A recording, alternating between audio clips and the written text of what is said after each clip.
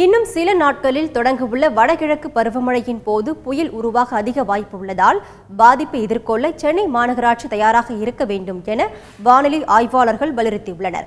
இது பற்றி ஒரு செய்தி தொகுப்பை தற்போது காணலாம். தமிழகத்திற்கு மழை அதிகமாக கொடுக்கக்கூடிய வடகிழக்கு பருவமழை அக்டோபரில் தொடங்கி டிசம்பர் வரை 3 மாதங்கள் நீடித்து இருக்கும்.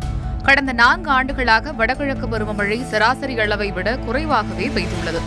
எனினும் நடப்பு ஆண்டில் சராசரியை விட கூடுதலாக மழை பெய்யும் என்று வானிலை மையம் தெரிவித்துள்ளது. புயல் உருவாகக்கூடிய சூழல் உள்ளதாகவும் ஆய்வாளர்கள் எச்சரிக்கை விடுத்துள்ளனர். அக்டோபரின் ஃபோர்காஸ்ட் படி பார்த்தீங்கன்னா கொஞ்சம் மழை கம்மியாக இருக்கிறதுக்கான சான்ஸ் இருக்குது.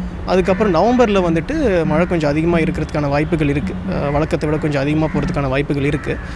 ஸோ இந்த நவம்பர் டிசம்பர் காலத்தில் பார்த்தீங்கன்னா பொதுவாக பே ஆஃப் பெங்காலில் வந்து சைக்ளோன் ஃபார்ம் ஆகிறதுக்கான சான்சஸ் கொஞ்சம் அதிகம். ஸோ அது வந்துட்டு உங்களுக்கு மழையை வந்துட்டு அதிகமாக பெய்யும். சென்னையை பார்க்க போனீங்கன்னா நார்மல், அதாவது சராசரின்னு பார்க்க போனீங்கன்னா 840 mm என்னமோ வரும். அது 85 சென்டிமீட்டர்ன்றது அதே தான் இந்த எக்ஸ்பெக்ட் பண்ணுறோம். அது சுற்றி இருக்கிற நீர்பிடிப்பு பகுதி ரிசர்வர் எல்லாம் கம்மியாக தான் இருக்குது. இந்த வருஷம் அது ஒரு நல்ல மழை கொடுத்தா நல்ல சாதகமான இது வரும். அதே ஓவரால் தமிழ்நாடுக்கு பார்த்தீங்கன்னா 440 mm இருக்குது. அதே தான், அதுவும் கொஞ்சம் எக்ஸஸாக போகிறதுக்கு வாய்ப்புகள் இருக்குது. ஆண்டுதோறும் மழைக்காலங்களின் போது சென்னையில் தாழ்வான பகுதிகளிலும் பிரதான சாலைகளிலும் மழைநீர் தேங்குவதால் மக்களின் இயல்பு வாழ்க்கை பாதிக்கப்படுகிறது. இந்த பாதிப்புகளை தடுக்க முன்னெச்சரிக்கை நடவடிக்கைகளை மேற்கொள்ள வேண்டும் என்று வல்லுநர்கள் கூறுகின்றனர். சென்னையில் வந்து நிறைய பவர் பம்ப்ஸ், இப்போ பாம்பேயில் பார்த்தீங்கன்னா 60 ஹார்ஸ் அண்ட் 90 ஹார்ஸ்.